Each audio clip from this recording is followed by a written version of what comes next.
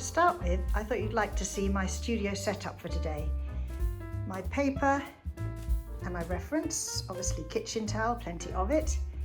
And here I'm right-handed, so my materials are on my right-hand side.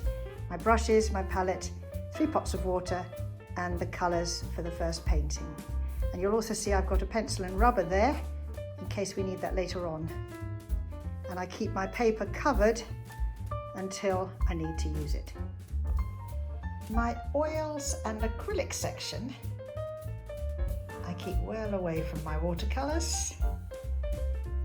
And I'm just about to start working on a very big canvas now. I have lots of spare materials, lots of paper, quotes written all over the walls, all the favourite things I read that other people write. Helps you think clearly.